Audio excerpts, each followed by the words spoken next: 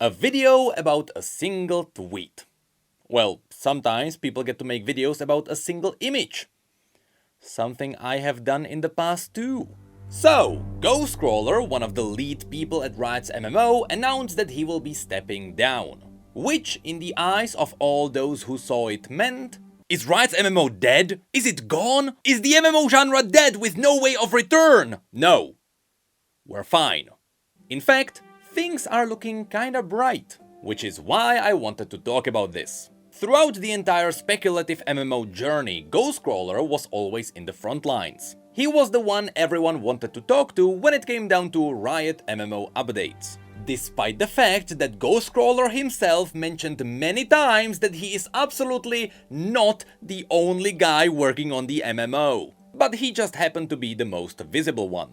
Because he's the one who tweeted about it first. And because he has quite a good history with MMOs as well as other games, a lot of people grew a lot of confidence in the entire project. Is this a healthy thing to do? Well, don't ask me, I made 5 videos about a game that isn't even announced. But some people remain skeptical, as they probably should with all the recent MMO releases. Anyway, because we are going to talk about what all the news around Ghostcrawler means for the MMO, we should probably start with what Ghostcrawler did in the past. Even though most people will remember him from the golden days of WoW, Ghostcrawler actually started his game development journey working on the Age of Empires series. Together with StarCraft, this franchise became somewhat of a godfather to the strategy game genre. And if you have no idea what these games even are, don't worry about it. After Ghostcrawler joined Blizzard, he got to work on World of Warcraft, where he became the lead system designer during Wrath of the Lich King and Cataclysm. And perhaps this is why Ghostcrawler's dev abilities were so highly regarded. Being the lead system designer, his job was to run numbers on gear acquisition, progression systems, currencies, stuff like that. So while he didn't necessarily work on how the game felt when being played or any of the aesthetics, he did build the systems that made the game function well. In other words, he helped with the core gameplay loops. The thing is, Wrath of the Lich King and to a certain degree Cataclysm 2 were the peak of WoW's stable player base. And that's because both expansions excelled at their own expertise. That's a word people love to see. Besides the awesome setting, Wrath of the Lich King kinda became famous for its great progression. Not only was leveling an improvement over the previous expansions, but gear acquisition felt great with the upgraded badge system, even though some people found it confusing. But Blizzard also started adding in new catch-up mechanics for new players without undermining the efforts of the previous veterans. And as the expansion rolled out, they started adding in more transformative content. Not to mention, at the time, raiding was at its best possible shape, with Ulduar and Icecrown Citadel becoming some of the most memorable raids in WoW's history. Of course, throughout all of this, keep in mind that I'm talking about the original version from 2008. The modern classic version of the game taught us that yeah, it was definitely made for the audience back then.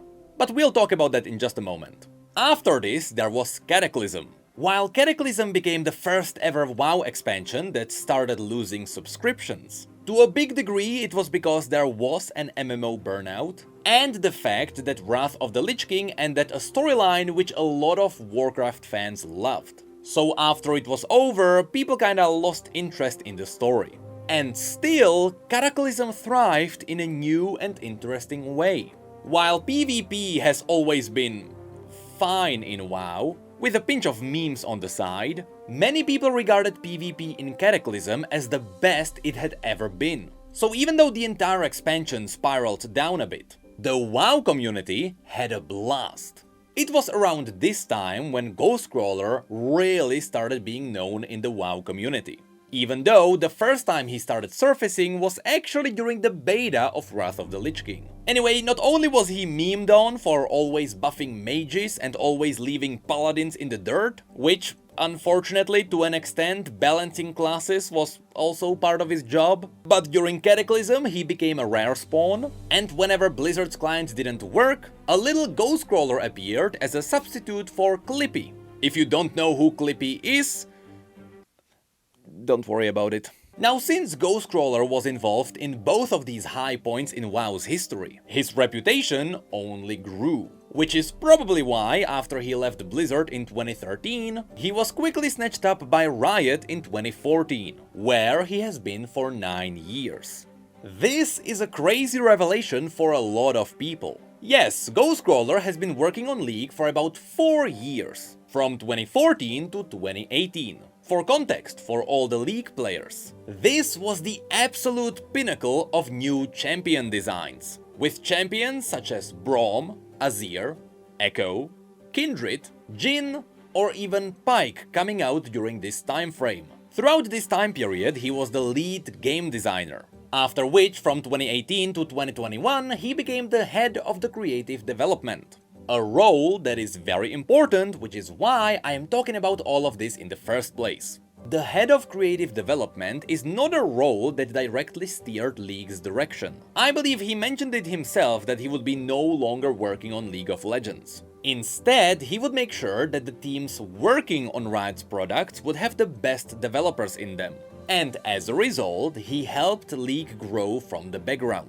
This is exactly the role Ghostcrawler had on the MMO. During the early stages of the MMO, he helped put the idea of the entire game together, he helped concept the core backbone mechanics, but most importantly, he helped put together the right team of developers. And he gave them the right direction in order for the MMO to succeed. This is something he mentioned in the past, especially in his tweets where he mentions that the team is stacked full of amazing devs. And even during his announcement of leaving Riot, he still remained confident that the current team working on the MMO is great. Which finally brings us back to the question everyone is asking. Is Ghostcrawler leaving Riot a bad sign for the MMO? No. Just like every video game, the MMO will be primarily judged based on gameplay, and it will go down to the game designers and the engineers to pull it off successfully. Ghostcrawler's job was to simply nudge them in the right direction, which, to be fair, may raise a question. Is it going to be the right direction? If classic WoW taught us anything, it's that the old MMO design doesn't work with modern gaming. In the past, a lot of MMOs failed for never innovating on the base MMO formula. And funnily enough, WoW itself proved it.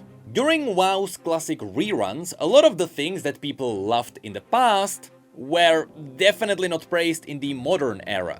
And I believe that's for one simple reason. The old MMO formula simply doesn't work as well anymore. Old MMO designs assumed that you would set aside 4 hours of uninterrupted raid nights. Not only did this work because the old school communities rode off of the idea of getting together RPG sessions, but also simply being online was a novel idea. These days, meeting people online is nothing exciting, nor is setting aside specific hours a week to play. People prefer games where you can get quick 30-minute sessions at a time, which could be one of the reasons why MOBAs exploded right after MMOs. It was a natural evolution of multiplayer time commitment. Not only that, but slowly people started treating MMOs as single-player RPGs with a shared world. Again, this has a lot to do with the aging audience, and people not having enough time to set aside for raids. And these days, even retail WoW is doing this. They embrace the fact that casual players are the majority of their audience now, which is why the new trading post became such a success. And all of this makes me wonder, how will Riot tackle this problem? Will they make an old school MMO like what is Ashes of Creation trying to do? Or will they give it a new spin? Essentially creating a single-player RPG with a shared world and multiplayer instances. That's something that still remains to be seen. And that's something which we don't know how much Ghostcrawler affected. Especially since he was focused more on building up the entire department. Which is why Ghostcrawler stepping down is not really a red flag. Now, I'm not saying that his position would be meaningless if he stayed on the team. A good leadership is often a key to a good game, but it definitely feels like he kind of fulfilled his purpose on this project. And from what he said in his tweets, it seems like he is really satisfied with what he did. Which he followed by mentioning that the MMO is in good hands, and that it felt like the right time to hand over the reins for the next phase. Of course, it wouldn't be me if I didn't make a mountain out of a molehill, so now I wonder, does the next phase mean that we left the concept phase? Are we heading into actual production now? Anyway, the key thing to focus on is that, as Ghostcrawler mentioned, there are some really good devs working on the MMO now. Not too many of them were confirmed, but for example we know that the MMO's narrative side is in the hands of Anthony Reynolds, who previously wrote essential key parts of the universe, including the massive Ruination book, which talks about League's equivalent villain to Arthas Menethil, Viego, which honestly feels like a villain which Riot is saving up for the MMO. But that's something I already talked about in a previous video. In the end, all of this means one crucial thing. Unfortunately, the speculations and talks about the MMO may quiet down. Or at least, more than they already have. Because without another dev being crowned the involuntary well of knowledge, it will be harder to get updates to talk about. But if you know me, you know that has not stopped me from making videos in the past.